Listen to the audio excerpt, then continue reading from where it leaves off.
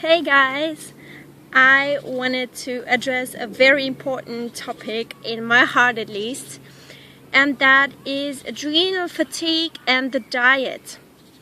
Can you be vegan and still recover from adrenal fatigue? So I gotta say that the common opinion and view on this in the literature is that you actually have a very hard time being vegan to recover from adrenal fatigue. And some of you know I had and still have a bit of adrenal fatigue. I'm still recovering, but I'm already really quite well. I was very bad when it was the worst. And I am vegan, and I'm a high carb, low fat vegan. And I feel this video is very important because my statement is that you can recover from adrenal fatigue as a high carb, low fat vegan. And according to the official books about adrenal fatigue, this is almost not possible. They don't say it's not possible at all, but it's that they do not recommend being vegan at all. Plus, they recommend eating high fat, high protein, and high animal protein. So, how can this work? So basically, when you have adrenal fatigue, the cells of your body, they have used up all that they've stored because you've stressed your adrenals too much. So you've had too much stress, and that depletes the cells and the nutrient stores, so you need even more than you already do anyway. That shows how important diet and nutrition is when you want to recover from adrenal fatigue, because you don't only want to keep them healthy, but you want them to heal. So that is very important. And the diet is the base of everything. Like, nutrition is the base of your body, how it can heal diseases. Very central for adrenal fatigue is the stress hormone cortisol. The cortisol is important in terms of diet because it keeps the blood sugar stable. So that is one function of it.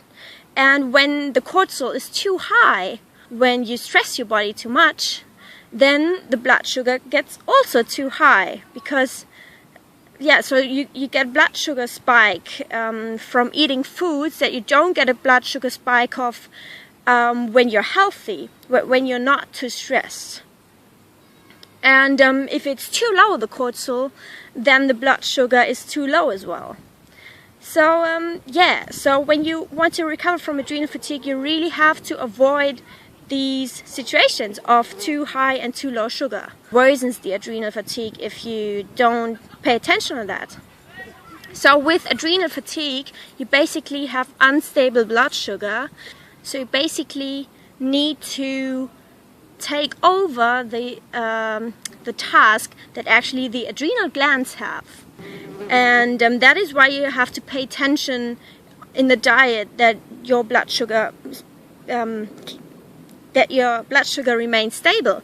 So first of all, no fake energizing drinks at the expense of the adrenals, like coffee or cola and fast foods. But I mean, that's for sure, because that stresses the adrenals. So, and then the cortisol, the stress hormone cortisol, when it's too high, it produces more insulin, and that can make you gain weight, like it was the case for me. And because the insulin, the high amount of insulin, makes the carbohydrates tend to get rather stored as fat. What do I recommend? How is it possible that you can be high carb and not high protein or high fat and still be vegan and still be recovering from adrenal fatigue? How did I manage it? So I'm not saying I'm already finished. I'm not fully like 100% recovered from adrenal fatigue, but yeah, but I did very, very, very huge steps in terms of recovery, and I do recommend the following diet adaptation. So you actually can't be exactly on the raw till 4 diet that you used to, because that is what I had very, very, very huge problems with. I couldn't do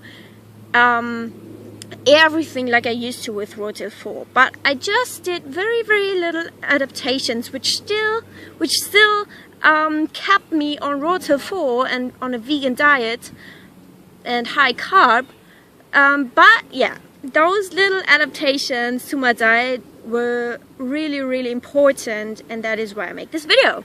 Yeah, for healing, you actually need to eat in such a way that you don't put stress on your adrenals. So that means no cortisol dips and no cortisol spikes, no high blood sugar, and yeah, you also need to eat to decrease your symptoms. And for this, I recommend, and the literature also recommends, a very early breakfast, no later than 10 a.m. and as soon as possible after waking.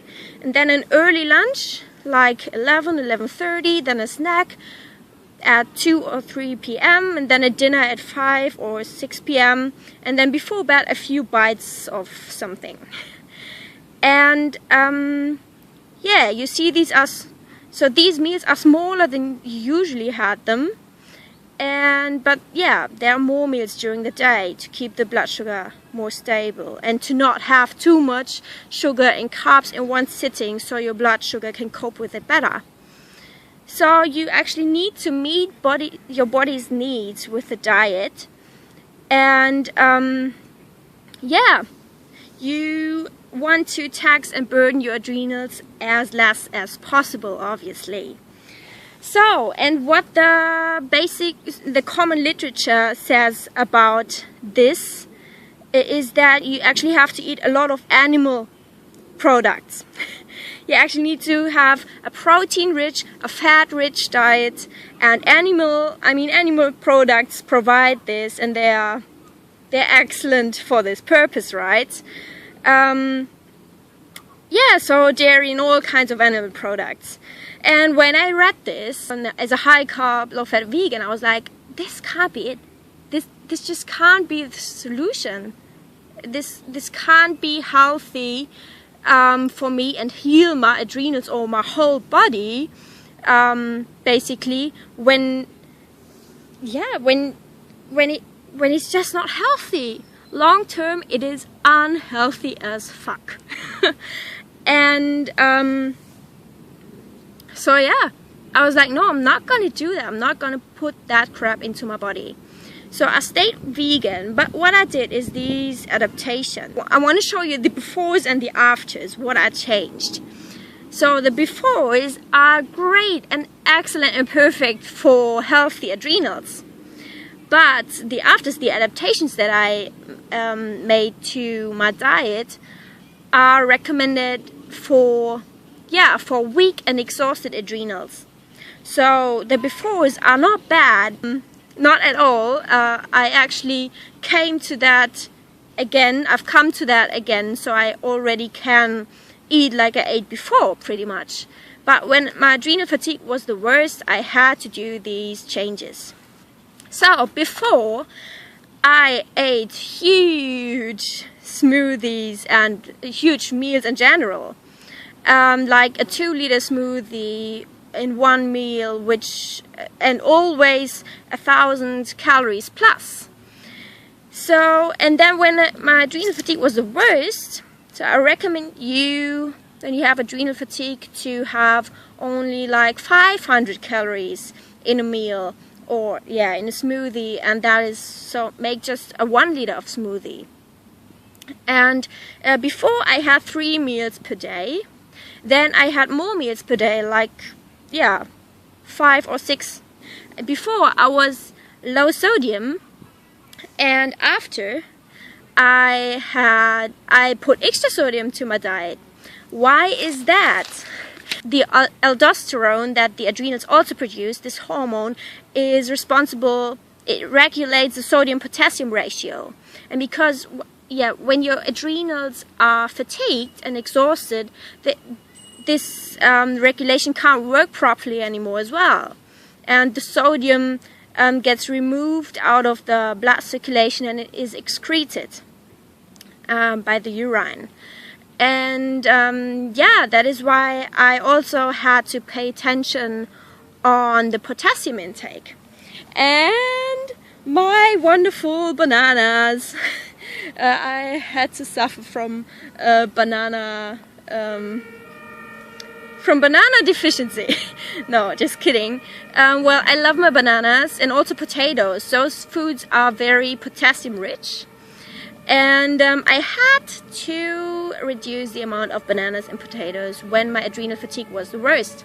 I didn't want to believe it, but I found out I actually had to, because my symptoms got worse only after banana and potato foods, which I eat very much, but basically everything that was potassium rich. Just researches what foods are high in potassium. And so I had to actually decrease the amount, but I just included plenty of other fruits, and I didn't give them up. No, not at all. I couldn't give my bananas up completely. I just had not like 20 bananas in a day, but 10 or something. I just listened to my body, and when my adrenal fatigue was the worst, it just wasn't possible. But no problem if you have just other fruit. So and back to my befores and afters. So that's the reason why I actually included more sodium. I drank a little teaspoon of sea salt together with water in the morning, because that is when you want to unburden your adrenals and to like give them the opportunity and the chance to keep all the energy for the day work, basically. So what they have to do in the day and for healing. So I wanted to unburden them directly in the morning. Before, I only had fruit as a meal most of the times, like during the day. And then I combined fruit with lots of greens and grains. So I didn't have it all alone, all by itself anymore in that time. Because by doing that, by eating it with greens and grains, you actually have more protein and fat in one meal, and that makes the digestion slower and makes the blood sugar spike less. And I had before I had many unlimited bananas and other potassium-rich foods, and then when it was the worst, I reduced my banana intake, focused on other fruits as well, and but I didn't take them out ever. I just tried to watch the potassium intake. And before, I also had greens and veggies, but not as often, and only like as a side dish for dinner or something. And then I had greens and veggies as much as possible, like in smoothies, and for dinner like a really decent size of veggies, like bigger than usual. Just have only whole foods, no refined foods, because those spike the blood sugar more. But I'm not saying that all these befores and all these things are bad. It's not a basic bad thing, but it can be an issue for those people who have adrenal fatigue, and this is just my recommendation. With these adaptations, I think you are going to manage to recover from adrenal fatigue, because I'm doing it that way. yeah, so I recommend for breakfast and lunch and snacks, like over the whole day, have green smoothies, lots of green smoothies, or have fruit with grains. And then in the evening, get lots of veggies on your plate, and root veggies and legumes are good for plant protein, and starches, and all whole, like brown rice, whole grains, buckwheat, barley, oats, millet, quinoa, amaranth, and so on. So yeah, and I think by this video, yeah, this video is the opposite to the public opinion. This is actually a quote from the book that I read. Vegetarians suffering moderate to severe adrenal fatigue have tremendous difficulty recovering on a strictly vegan diet. Strictly vegan diet. Oh, this is so strict. I love it. It's the best. Like, it's not strict at all, and it's the most abundant diet ever. And I just wanted to publish this video to make sure vegans don't have to eat animal products again in order to heal from adrenal fatigue. So please comment down below what your opinion is, and if you have adrenal fatigue, yeah, and please like if this helped you. Thank you, bye.